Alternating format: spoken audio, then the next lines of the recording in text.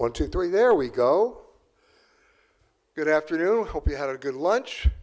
We're in the home stretch now, and I'm proud to introduce our next panel, of which I'm actually a part.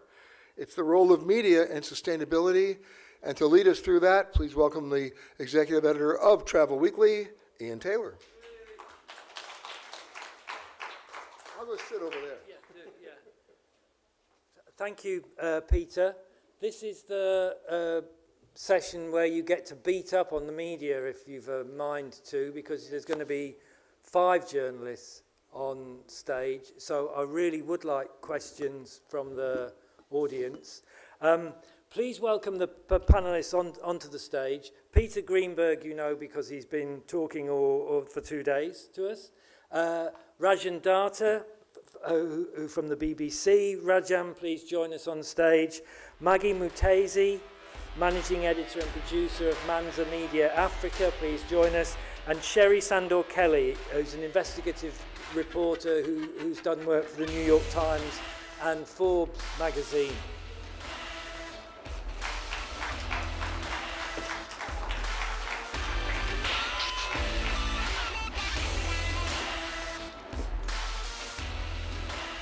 I've got to say, that is the worst music to walk onto stage to I've ever heard. I mean, can we change that for future years, please? It's dreadful.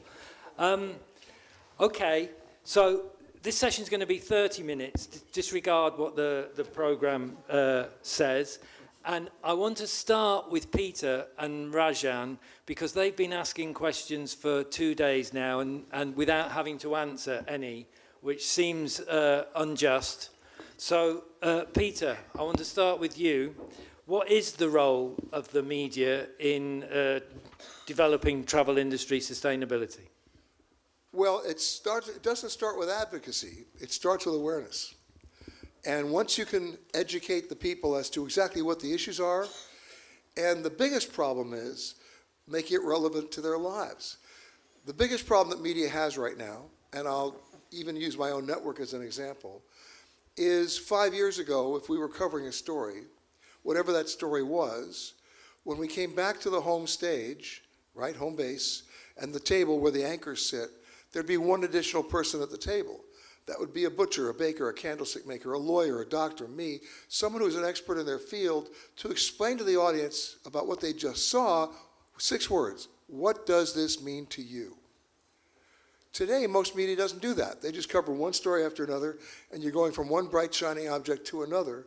And I think we've made some mistakes there, because if we can't explain what it means to anybody, first of all, they're not going to watch.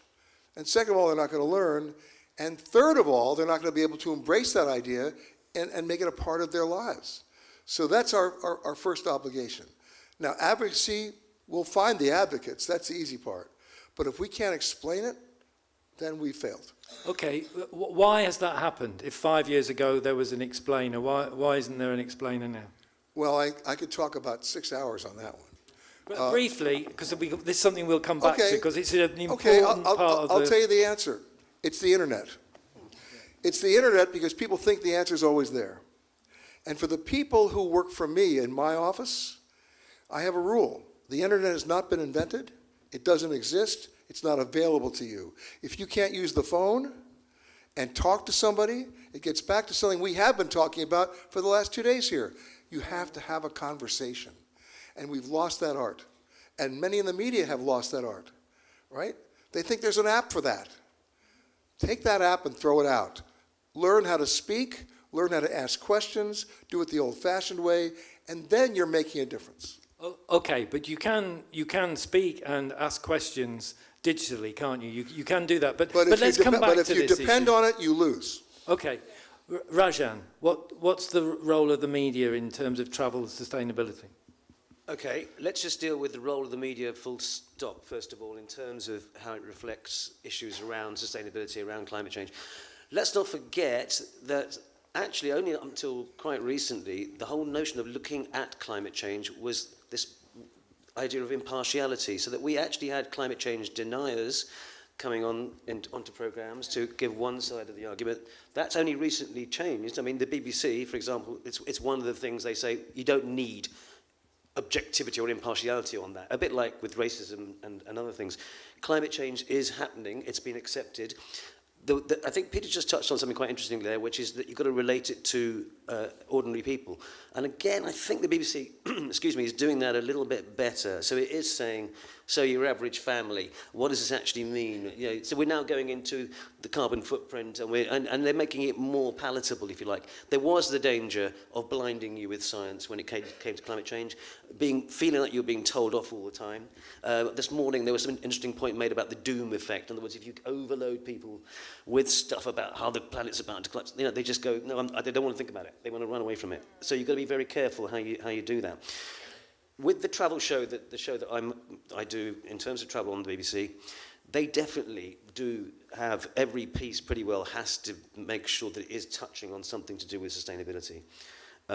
We did something about the ski slopes, quite interestingly, about how artificial snow is causing a problem, snow cannons, and all that stuff. And then we do something about peat bogs in Estonia, and how peat bogs are actually very good for carbon capture, and they could bring in the back. So they're related to tourism, but they do have to tick that box. I think that's certainly true. I think the BBC, to a certain extent, is leading the way in that sense, and it goes back to something that we were talking about yesterday, which is public service versus commercial stations, or commercial or print or whatever, where they've got advertisers to deal with and make sure they've got the income. So the last thing I'll say on this point is, are we thought leaders, influencers, or are we reflecting what people think? What is the role of the media generally? What should we be doing? Should is an interesting word. Should we be telling people what to think, or should we just reflect what is going on in the world around us? Okay, well, you've asked a question rather than answer it, haven't you? What should you be doing? I got it. Well, if you I'm a journalist, I don't have views. I think because, yes, you have to accept that, you know, it is a serious problem, and I think, yes, you do go on the side of it, a bit like anti-racism or sexism or whatever else. You do go hard on, look, this is causing big problems. We have got to broadcast programs that highlight that. Okay, I'll come back to you, Peter, if I'm... Fine. Remember the point. Remember the point, please. And I also want to come back on the question of objectivity, but Maggie first. Well, if you can say something briefly, just explain, Maggie, your company, and then say what you see as the role of the media in travel sustainability. Managing editor for Mansa Media, and what we do is basically market entry into Africa, but through storytelling, because we understand that there is a certain lack of information about the African continent, and obviously even hundreds of media houses in our own perspective, we feel like there are certain areas they haven't been able to reach out to. So through what we do, we hope that we can be able to give that information to not just investors, but also traders or, you know, Africans themselves in a way to, you know, promote integration, trade, investments, and all of that. To come back to you on the role of the media, and before I touch on that, I just want to respond to Peter. We cannot dismiss new media. I run a platform that is on digital, and I know it can be a debate for an entire day. And obviously, I think it's about looking at how to incorporate the two, or be able to integrate the two, be able to use the digital platforms while also verifying the sources. Because I understand with using digital, there is the risk of also getting fake news, because you don't know where that information has actually come from. But that's where verification comes in. And I think for me, how we operate, for example, 55 African countries, you can't send everybody to another country. You're gonna spend, I don't know how much money you're gonna spend on airtime or calling people to be able to get information, but it's easier to send a DM to Instagram somebody and be able to speak to them. So you just said it though. You send them an email to do what? To speak to them. Okay, yes, I'll let you respond, that starts Peter, with the digital part of it. Now let me get to the role of the media. We're gonna come back to that. I think for me, I don't even want to say the role of the media. I would rather rephrase it. What is the role of storytellers? in this entire dynamics. Because think about it, we're talking about storytellers who literally are supposed to be at the forefront of educating the masses, the audiences about climate change, sustainability, and we're in a room that is not even a quarter full. Like, nobody really wants to listen to what the media has to say because we are reporters. But we're not supposed to be reporters. We're supposed to be part of the process. Because how best are you going to report a subject you don't really understand? So for me, I always feel like we need to move away from just looking at the media as reporters, as just people that, you know, send the information back, but how can we work together with policy, with the experts to be able to understand issues better and obviously be able to report them better? Because the reason we have fake news is because we just hearsay, okay, this is it. But do you get to speak to scientists, engage? Do they engage with you and say, hey, Peter, how do we convey this message out? How do we get the people to really understand you know, sustainability, the impacts of climate change? I come from a continent where we're struggling from being able to tell our own stories. The narrative is just left, right, center. We don't even know how to face it. And I can go on for hours, but, you know. Yeah, but don't. Yeah.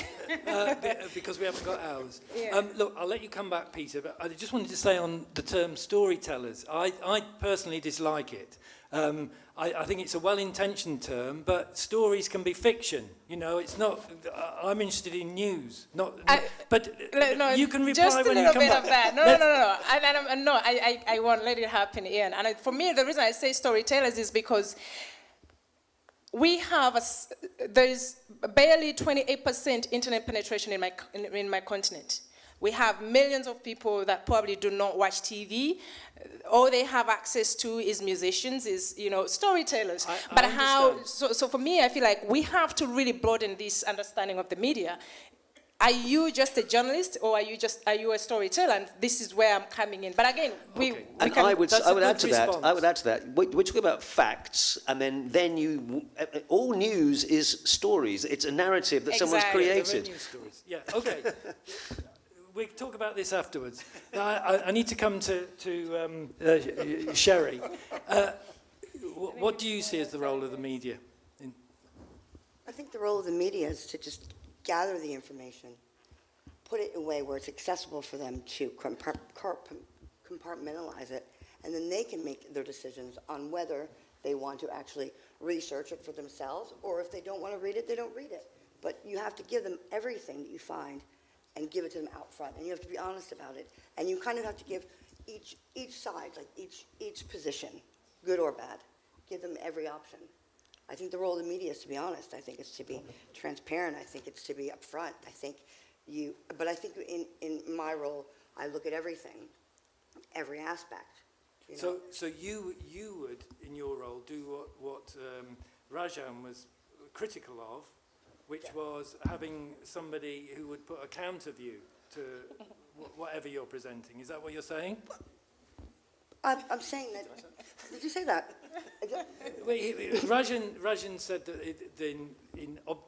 because of the demand for objectivity in journalism, until quite recently, there was always somebody who would deny the reality of climate change, even on the BBC. And there's always going to be climate deniers. There's always going to be climate realists. There's always going to be climate terrorists. There's always going to be people who protest just to protest, and they don't know what they're protesting about. When you ask someone what is climate change, they have no idea. When you ask them what is a carbon footprint, no idea. Carbon offset? Nope. Do you know what Stockholm Convention is? Nope. Do you know who Maurice Strong is? So no. You have a particular problem with this in the United States, don't you?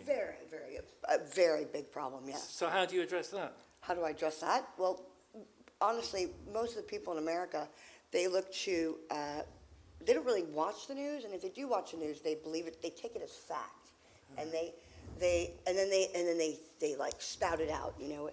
As I don't want to talk about Trump, but during whatever happened with Trump, you know, they had, it was a complete, it was almost a hypocrisy of facts. Okay. Let me just jump in. Yeah. This is where I'm going to take over for a second. In America, people watch the news that confirms their own pre-existing prejudices. Why? Because we're siloed. It's because the people on the left watch MSNBC, the people on the right watch Fox, the people who don't know what they're doing watch something else. But the point is, it's not about our role. Our role is, the people in this room in the travel industry, most of you would define your role as promoting your destination, your hotel, your experience, etc. That's not our role. Our role is to present it. And it's to give you the facts, not you, but the audience the facts, and hopefully they'll be able to make intelligent choices on their own based on those facts. So going back to what Maggie said, if you have 28% penetration of the internet in your country, that means the medium is the message, and the medium there is storytelling. The medium there is, and that's, if I want to go to the source, please tell me a story, because I'm not going to depend on somebody taking something off the internet. I have the opportunity there to listen to stories that have been handed down from generation to generation to generation and are as true today as they were when they were first told. That to me is a gift. Okay, and what was, no, sorry, hang on. And what was the point you wanted to make earlier? The only point I wanted to make earlier was this. I don't dismiss new media, but I do not embrace it at the expense of common sense. Yeah. Okay, sorry, Maggie, what did you want to say? I agree with that. Yes. And I'm glad we agree. and I gotta say one thing though. As I was addressing, responding to his question, I forgot one thing that is very important, and that's access to information and data. I think it's very critical. And as media storytellers, sometimes it's a struggle to actually find the right information on certain issues. Obviously, even when you go to ordinary people and you present something, at some point you have to give them a basis. These are the facts that we have, and how is this affecting you? And for me, from where I come from, this is a very big issue. It's a huge problem having access to that information or even the right data. And away from this, I can tell you for a fact that sometimes I go to Getty Images to look for pictures, for example, of a climate calamity somewhere in Africa, and I'll find a bunch of pictures from the US, and I'm like, where is Africa? Where is this? And obviously, these are photos, but this is also photojournalism. It's just a revelation and a reiteration of what I feel like. There's no information out there, there's no data, but we have to really be able to have access to that information, the right information, like Peter said, to be able to also carry this story. You have to base it on something. Okay. Peter, I wanted to ask you the point that Rajan raised about objectivity and balance in reporting. Certainly in Britain, until very recently, if you had a report about the climate crisis, you would inevitably have a climate change denier on to appear with them, when in fact, if there was real balance, you would have had 99 scientists saying there is a climate crisis and one lobbyist arguing that it wasn't the problem they were being told about. But so how big an issue is this, and what should be done about it? Well, let's take a look at the word objectivity. It's a joke. It doesn't exist. There's nobody on this panel who's objective. We just have to be very careful and responsible in how we report the news so we can be fair, right? If you think you're being objective, you're delusional. Yeah. We all bring to the party our background, our history, our family, our social circumstances, everything, and hopefully we can take a deep breath and figure out what's what, right? So the only really obligation that we have, and it is truly an obligation, is to be fair. So I won't have a problem, right? I won't have a problem with getting somebody else on the other side of an issue to talk about it. We just did a story, nothing to do with sustainability, but talking about storytelling. There's a song that was written many years ago, which was actually, and by the way, it's now the state song of Kentucky, right? They sing it everywhere. They've branded all of their tourism around this song. It's a very sentimental song, the way we learned it. It's not the way it was written. The way it was written was a racist song about slavery and promotion of slavery and about slaves being sold. And the name of that song is My Old Kentucky Home. Every time the Louisville Derby, at the Kentucky Derby, they sing it. So what did we do? We went back to My Old Kentucky Home. We found the original lyrics, right? And what's interesting about that is we couldn't get anybody to perform the original lyrics to prove the point, because it was not considered politically correct. But the whole point of the story was to prove the history of the racism of the song, right? So you know what? I finally went to a friend of mine and said, here's the lyrics, sing the song. I don't care how it sounds. I want people to hear it. So they understand how they cleaned up the lyrics later on to make it truly, with all due respect, a whitewash, right? So now, we went back to the state of Kentucky to give their opinion, to give them a chance to talk. They chose not to speak, but at least we gave them the chance to talk. Yeah. Okay, well, that's a very good example, Rajan. I was just going to say, here's an interesting point. You said that his issue with pluralism in the media and with the States in particular. Suppose you had a station, and it's not a million miles away from not existing, a station which did actually just deny climate change. That was its whole agenda. And as you said, people watch things to reinforce their views. Suppose that station then got a big, big viewership. What do we do about that? There's nothing you can do about that. By the way, that station does exist. So, yes. That station does, in fact, I should say, I'll take it back. Those stations do exist. There's always going to be an avenue for extreme views, right? And there should be, by the way. The question is, we need somebody to give people the facts so they can intelligently deliver it. But here's the biggest problem, and it's the elephant in this room. Who's watching to begin with? The real question is, where do people get their news? Right? Maggie talks about fake news. Just because it's on the internet doesn't mean it's true. But people are lazy. It's expedient. They can just hit a keyboard and there it is. That's why I told my staff, the internet, if I catch you going on the internet, you're fired. Because I can't trust it. Now, can I trust it to get me somebody's phone number to talk to them? You bet. But it's interesting. If I ask my staff to say, hey, find me 5 restaurants in Chicago that we want to talk to, they'll go to the web. And 3 of those restaurants burned down, but they don't know that because it was listed on the web. So we have to go back to the future, and that is pick up the phone, talk to a human being, get 2 corroborating sources who are independent of each other. And that's what we were trained to do, right? And that's what we still do. The problem is today, who's training the journalists to do that? And the answer is not many. Yeah. Rajan, go. It's just certainly true that before the internet, and we're old enough to remember, we would have to phone bash. We would phone bash for stories. And, we would get, yes, as you said, we would get opposite points of view. The easy thing to do now is to go on the internet for journalists. It's a shortcut. And time pressure. News, it's less and less staff producing more and more news. That, in a way, I don't blame them. You can get straight to finding simple things, but when it gets to finding the complicated, nuanced stuff, you're right. Talk to people and then say, they said this, they say that. By the way, today's Friday. It was a day I used to dread because I worked for Newsweek, and our deadlines were Fridays. And why did I dread Friday? Not because of the deadline, but because I had to get on the phone at 5 o'clock in the afternoon and talk to the fact-checking department. They looked at every word I wrote, every nuance, and made me prove it. I don't know there's a fact-checking department anymore. Yeah, it's fact-checking, proofreading, all these things have gone.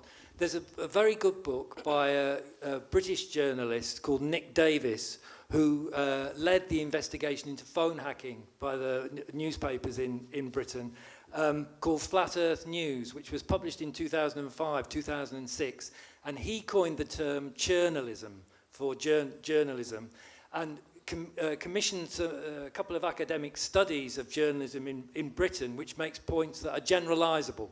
So, for example, they found that journalists on the broadsheet newspapers, so the Financial Times, the Telegraph, these sort of supposedly quality newspapers, were producing 3 times as much copy in 2005 as they were 20 years before, regardless of what they were doing also online. They were doing the online stuff in addition because of the reduction in the number of journalists.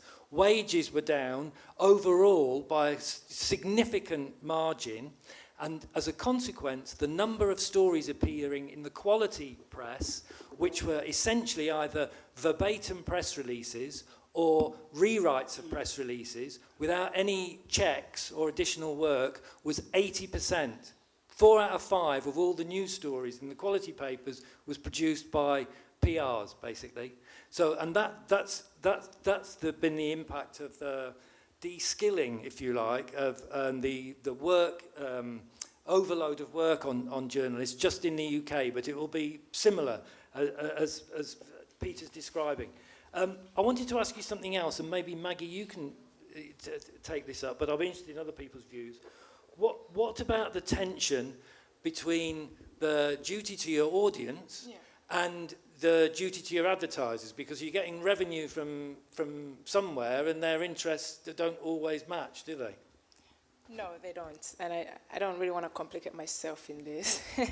But I think it's like he mentioned, really, there's no objectivity. It's a lie. And I've worked for the BBC, even though we say we're objective, there are certain points I would say that's not objectivity, that's a lie, depending on where you're reporting the story. And as somebody who comes from Africa, I would have many case studies. Obviously, this is for another day. But I think for me, running a media business startup is probably one of the hardest things I've had to live, to experience. And it's also really great to see how you really stay, because as a company, you have editorial guidelines. You have a vision, and you have, every story has to be linked to that, to your editorial. So honestly, I can say we're still figuring it out. But for me, what's very important, and what we've done in the past, is that the media business is absolutely zero advertising. Actually, we make our money from events that we organize on the side, and partnerships that we take on with another arm that we do. But when it comes to the news, that's something that we've decided, because you can't mix profit with the news. I think that's where it all goes wrong, because then you have to be accountable.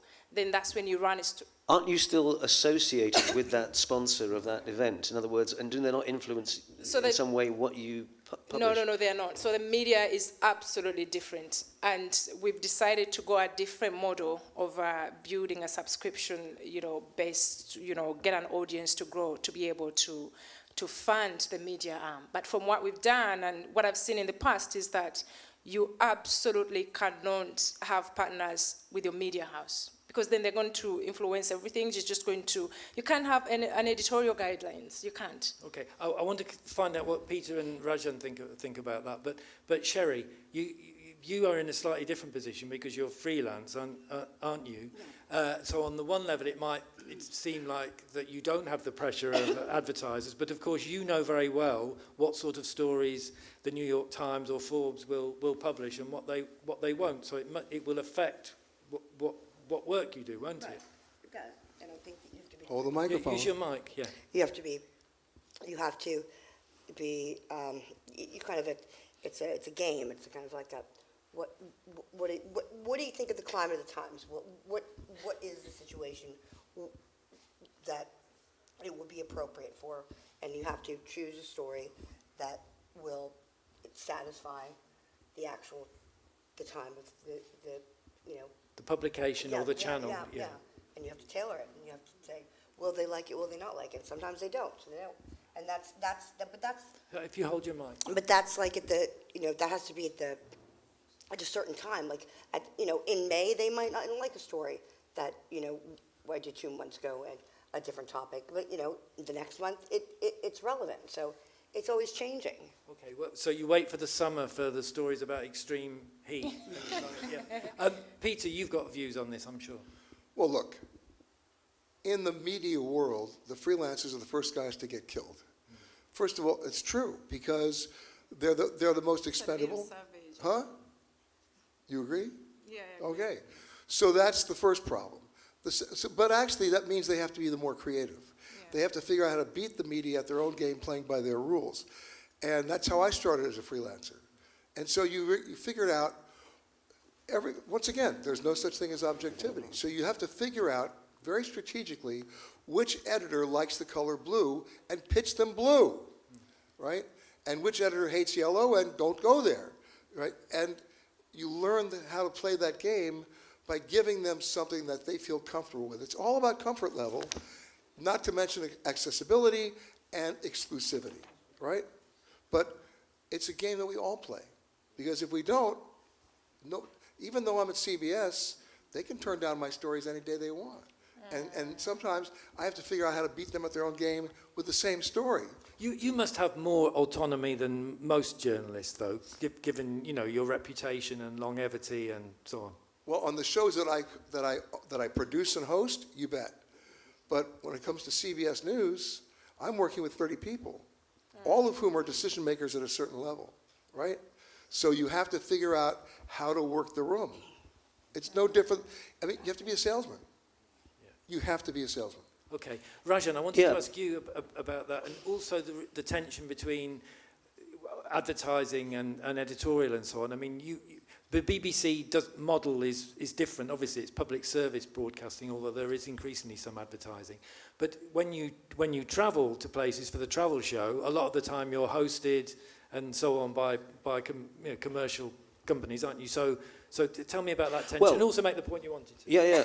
Well, actually, there are rules about that. So we don't take discounts from hotels and all that kind of stuff. We don't do free anything.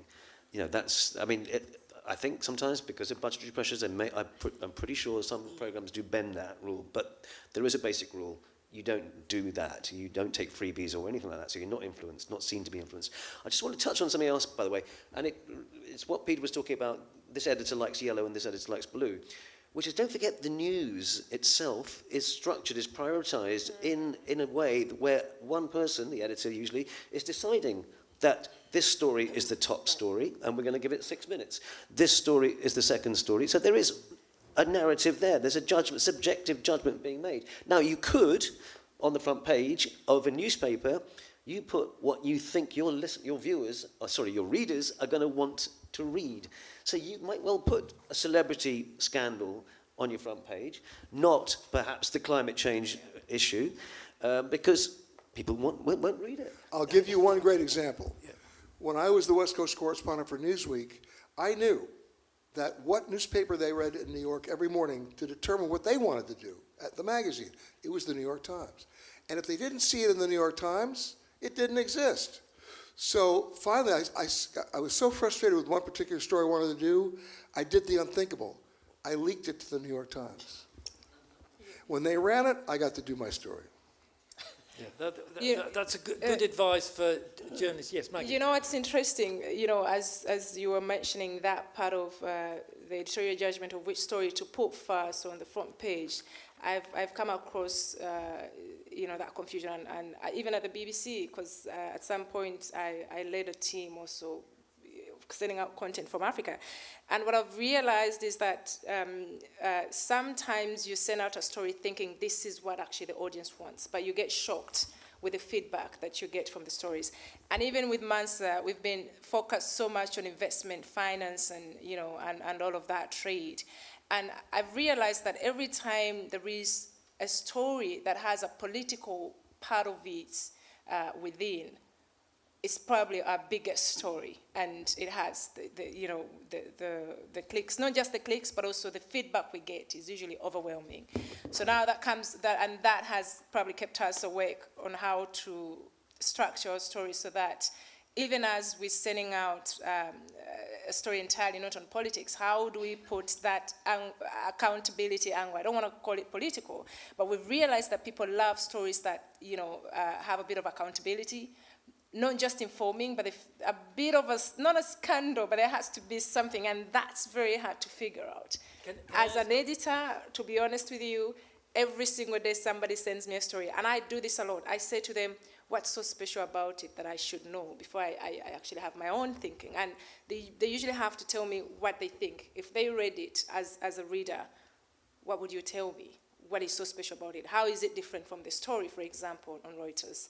And when they tell that to me, normally when I go through as well, I try to compare and see where their thinking was. And it's very important for me to, from an editorial judgment, to be able to engage with the journalist and not just send it out as an editor because this is what you think. Because the journalists probably speak to the audience and they know better. They've been on the ground. They've been researching. So for me, it's coming from an editorial judgment of thinking this is what the audience wants. Okay, we're really running out of time. If there is anybody who wants to speak, ask a question from the floor, please signal. You probably will have to yell. But otherwise, I'm going to ask Maggie. Okay, I'll ask Maggie this question and then I'll take your question. How do you resist the pressure to run stories that you know will attract hits, clickbait stories? Yeah, how do you resist that, or do you resist that pressure? I don't There's know if pressure I've on resisted everyone to that run those entirely, online. but I try to. We're still growing. I can't lie to you. We need to be out there, and we're not a well-established 20-year, 30-year-old media house. We're just 4 years old, and the internet is very important to us, Peter, because obviously we're digital. We need the audiences. So I don't know if we've, what we've done is, for me, I love organic engagement. It's not about advertising, it's not about pushing the story, it's about the feedback that is organic from the readers themselves. So I take away the clicks and the boosts, and I look at, that kind of engagement that we get from different platforms we push. But there is a pressure to please the audience and run the stories. Yeah. There is. Can I just ask you a question, Ian? Sorry, you've got 4 journalists. One's going to ask you a question back. You work for, sorry, Frederick, welcome to you. You work for Travel Weekly, which is owned by Jacobs Media. Yeah. They have conferences, they run, they have agendas. How does that affect you as a journalist? Of course it affects us. In terms of the news, we keep separation between advertising and editorial. And if we run advertorial, it's clearly labelled and must look different from the editorial. When we run events, we don't charge for events, but the model is sponsorship.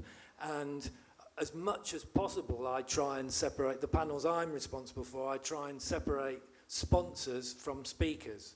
But sometimes that's not possible. And like everything else, you are forced to compromise continually.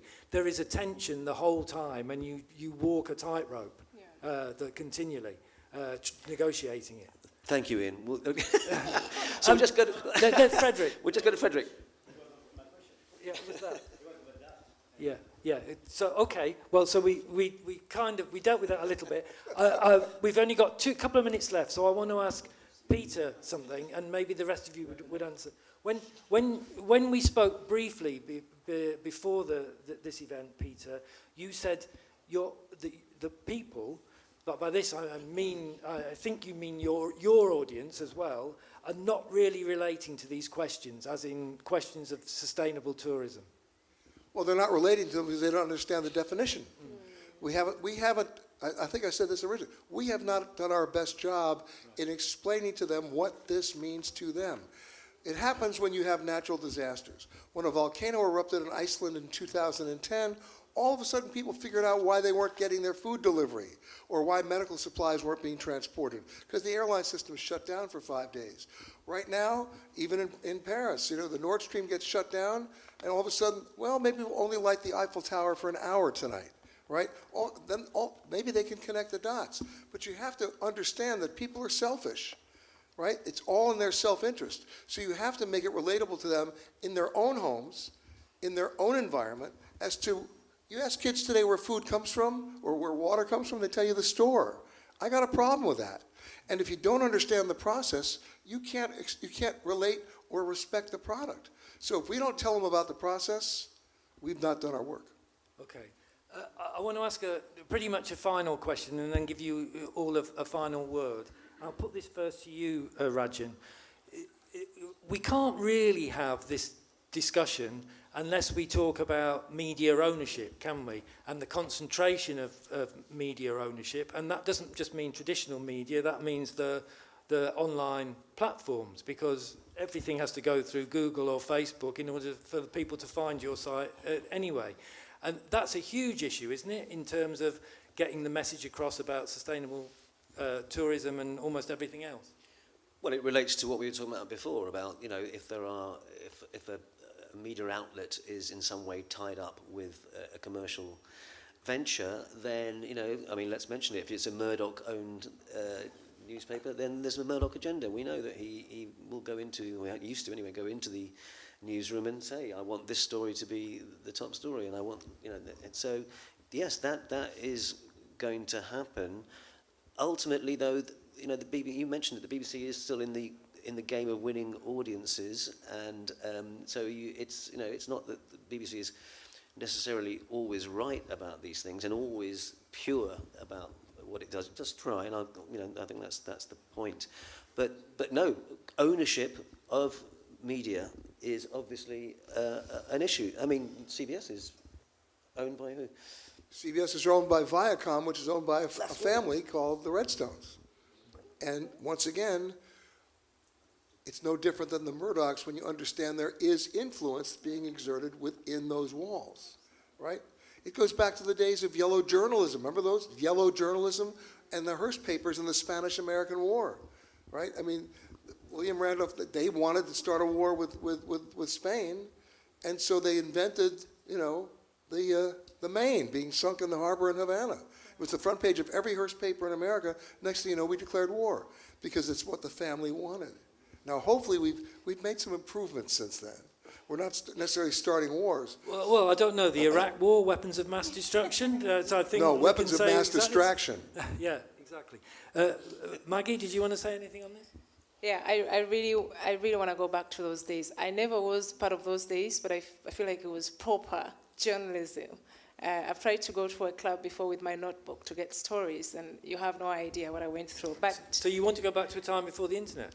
No, before the internet, I feel like it's fascinating when you hear Peter say it. But now I'm coming to the part. You have to learn shorthand, you know that. Yeah, for me, I think you mentioned something that is very important on how you convey the message. And it's very critical about media and journalism at this point. And I know we had this discussion yesterday. I don't think we agreed, but we're going to have to agree to disagree or the other way around. I think we have to take away the word innovation that you hate, be a bit creative on how we convey the message. The audience has become so impatient. It has become so short-sighted. Like, they don't want to read. They don't like long videos. They don't like long interviews. And for me, that keeps me up all the time. Like, being able to convey the message in a more snappy, creative, easy way, that if I sent it to thousands of people on WhatsApp, can it convey the message? If I speak to Peter for 1 hour, can I take that message and put it in 45 seconds? Because I know my audience probably won't even listen to 5 minutes of that message. And for me, I think that's probably what we need to figure out. It's not about really informing. I think that part, the journalists are doing such a fantastic job. But the part of really getting the audience engaged and being able to get them to listen, to understand, and get them hooked, I think, is the part that, for me, even right now, as we move ahead, that we need to really figure out. It's attention span. 10 years ago, I could do a piece on CBS. I could actually do 8 or 9 minutes. I did one today from the room right upstairs here. It was 3 minutes and 6 seconds. And that was considered... That's long. That's long. That's long. We do 30 seconds. But look, this is not a new pressure. Where did tabloid newspapers come from? You know, tabloid newspapers have been around for 60 years, short 300-word stories and so on. And the problem with it, with short stories, short videos, is they only really work if you're reflecting what people already think. They don't work if you're challenging, because it takes a bit longer to present an argument that's convincing to people. So, but the tension, the pressure for that is not new. Sherry, I wanted to give you a chance, and then I'll take a final word from everyone before we wrap up. I think I Hold don't the know mic. if the world is. I think when you give people too much information, it's like a culture shock for them, and they can't deal with it, so they turn it off. You know, and they don't want it. They don't want to know about war. They don't want to know about famine. They don't want to know about climate change. They want to know about what's on TV, when are we going to eat, what's at the movies, and what football game we're going to go to. And that's really what it's come down to, because you can't give them anything that is going to be too hard for them to handle, because there's such a thing as cognitive dissonance, and if people don't want to believe what they've always believed is wrong. Okay. And to them, because it'll be like a culture shock, and they'll freak. That's a very pessimistic view, but the point about cognitive dissonance surely is where people aren't interested in things that don't appear to reflect the reality of their lives. That's surely the point. And so, you know, having having media that reflect more the lives of ordinary people and how climate change will affect their families, their children, all the rest of it, surely is the way forward. A final word to each of you. Peter. Well, I go back to something else. The name of this conference is A World for Travel. And I'm going to talk about something that I'm not in control of and I don't think I can fix. And present company excluded, so I'm not talking about you, but most Americans are the most geographically ignorant people on the face of the planet. Nîmes, they don't even know where New York is, right? They don't. And I can't fix that. But what I can fix is how it relates to their lives, how it relates to their personal experience, and if you want to present a country, whether it's, Senegal or Hawaii, it's going to be based on experience. It can't be based on destination. It can't be based on anything other than here's what you can do that you can't do anywhere else, or you can't do anywhere else better. And if you can include in that, you can be responsible at the same time and deal with sustainable issues, then you've won. But if you try to just talk about what we've always talked about, right? Go to this place because it's great. It means nothing. Or we have a great sunset here. They have a great sunset over a nuclear toxic waste dump. You just don't want to be there. But the point is, you have to deal with experience and not geography. And nobody suffers more than that than Africa. Nobody. There are 54 countries in Africa, and I challenge anybody here, with maybe one exception, to name them. Let's go to Maggie next then, and then Rajan. Do you want me to answer Peter? No, don't do that. No. You can answer, this is your final word. So I think we really have to be very intentional about reporting on climate change and sustainability. We've been very intentional about, investment, about trade. Even right now, if you go to the internet or anywhere, you just see Elon Musk, you just see stocks flying all over again. How do we make travel attractive? How do you get so intentional about putting the word there? It's not just about, because at the end of the day, it's impacting our societies, communities. I come from Africa, where for me, travel is luxury, but the people working within travel, it's not a luxury for them. The wages and labor, it's not attractive for them. So how do we change and turn that around? And that starts with us, media, journalists, to be intentional in the stories that we put out, and in the information that, we just put out in the world. So for me, my last word is that we just have to be intentional about reporting on travel, reporting on climate change and sustainability, and there's absolutely no way. I mean, you know how the media is. If the story is out there every other day, at the end of the day, you're gonna love it. You're gonna find it attractive. But if it's there only once in a while, you're gonna forget it. Yeah, but the whole point about online is that the story that's up there now won't be up there in 2 minutes, but because this another is not, story is but not this is not just even online alone. It's also in the papers. It's everywhere. We just have to be intentional about it. Okay, Sherry, final word? What do you want to say? I think that with this whole world of term of sustainability and climate change, everyone freaks out. We're all going to die. Save the planet. It's not saving the planet. It's an anthropogenic climate change. The world will always regenerate itself. We have to save ourselves and care for each other and really take heed of what we say and how we do it. And we have to be intentional, like Maggie said. We have to make our words count and matter, and they have to mean something. Okay, very good. Rajan, final word. I'm just going to say one thing, which is I'm very conscious of it. 4 journalists here. There may be some journalists in the audience, but 5. I beg your pardon. Sorry, I was excluding myself. Journalism is, believe it or not, a noble tradition. It's a noble job. We know it. We have it in our blood that we have to be absolutely spot on with this story. That we will give it our ultimate, give it integrity. And if you look at all surveys about journalists, so you look at the way they're depicted in the media, I mean, they are the scum of the earth.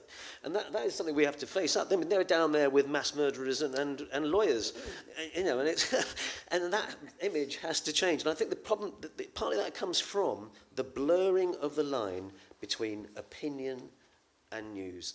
And that is a dangerous line that is actually getting worse.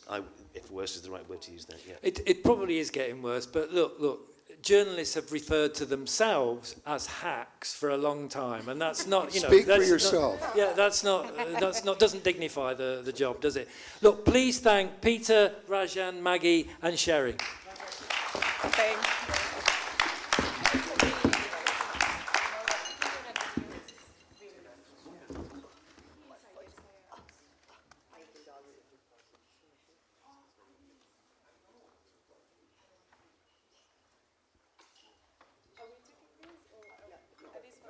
It's you, isn't it? It's me.